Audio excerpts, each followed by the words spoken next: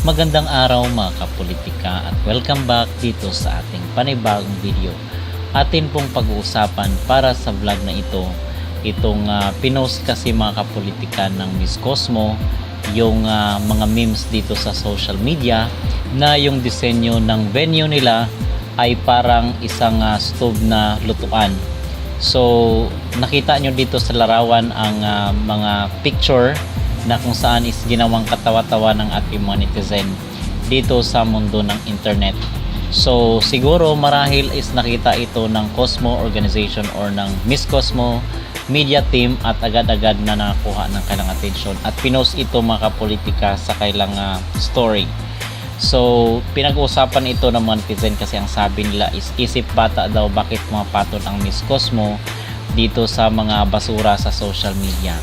So ito yung ating pag-uusapan at tatalakayin para sa vlog na ito. Pero bago ang lahat ay huwag kalimutang mag-like at mag-subscribe na rin kayo para updated kayo sa ating mga latest issue. At sinagot po ng Miss Cosmo ang mga bashing, pangbabash dito sa social media sa pangalawang pagkakataon. So sabi dito ng ating netizen, isip bata ang owner ng Miss Cosmo organization. Ginastusan talaga ang stage design para lang mag-shade ng mga basher na tinatawag sila sa cooking show. Low-key na i-enjoy nila ang atensyon. Gusto nila magaya kay Papanawat. Ano ba prestige makukuha mo sa Cosmo na title 2 years old? Rig pa ang first edition. So ang comment naman ng ating mga netizen, si Tata okay naman sana but I hate her na when she stand up and shouted to Indonesia when chosen. That is not an act of a queen. Siding Indonesia, dapat transparent lang. Tapos, yung sa Green Summit, yung male na judge, hindi ko magets ang sinasabi. Dapat kumuha man lang ng judge na marunong mag-English. It's an international pageant, expect mo magaling man lang sana sa English. So, yun mga kapolitika ang ilan sa mga comment ng ating mga netizen. At ang sabi pa nga ng iba, ay wag na daw patulan or wag na daw palakihin itong issue kasi pinapaingay at pinapasikat daw itong Miss Cosmo. Pero sa atin lang naman is nagsusupport lang naman tayo dito kay Chelsea Fernandez.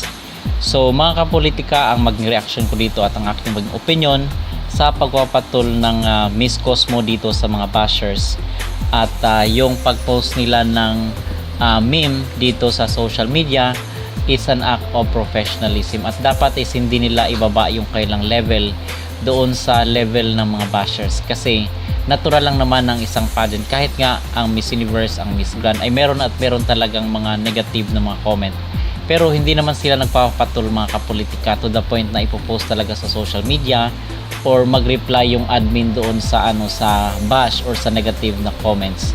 So tanggapin nila yung mga constructive criticism as a part of correction kung ano ba yung dapat na ayusin sa isang beauty contest. Hindi na i-post yung isang meme dahil parang ibinaba na nila yung level nila doon sa mga bashing sa social media. So it's an act of unprofessionalism at sana is hindi nila ibunto yung galit nila sa candidate kung saan man yung bansa na sa tingin nila ay nang babash sa kanila hanggang ngayon. Okay? So yun ang aking mag-reaction mga kapolitika at aking mag-opinion. So pinaka-inaabangan po natin ngayong araw ang kailangan day 22 na dito sa competition at jury session ng mga contestant dito sa Miss Cosmo 2025.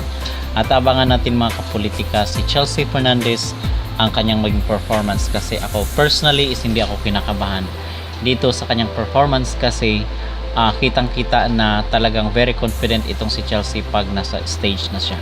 At ang sabi niya nga is nagtatransform daw siya pag rumarampa na. So ito yung ating pinaka-inaabangan at ating pinakahihintay ang umatikabong performance ni Chelsea Fernandez. So kung kayo ang tatanungin mga kapolitika, ano po ang inyong magreaksyon dito sa pagpapatol ng Miss Cosmo sa mga basher sa social media? Mag-comment down below at huwag kalimutang mag-like at mag-subscribe na rin kayo para updated kayo sa ating mga latest issue. Part 1, Rating Miss Cosmo 2025 Interview Looks. Brazil, elegant, chic, stunning, a perfect 10. India, super elegant, glamorous, this is a 10.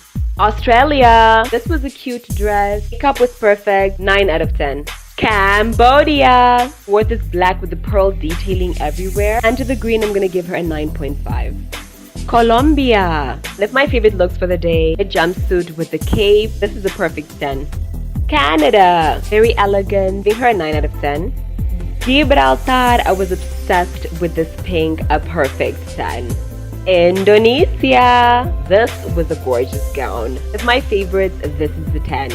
Finland. Very business chic. I love the puffy arms. This is the perfect 10. Lesotho. This was very cute. Giving her a 9. Liberia. The colors and the texture of this suit. Gorgeous. I'm giving her a 10. South Africa. I was obsessed with this black and white. This is the 10 for me. Cameroon. I loved this print. 10 out of 10. Nicaragua. This blue. This is the 10. Panama. I loved this. 10 out of 10. Laos.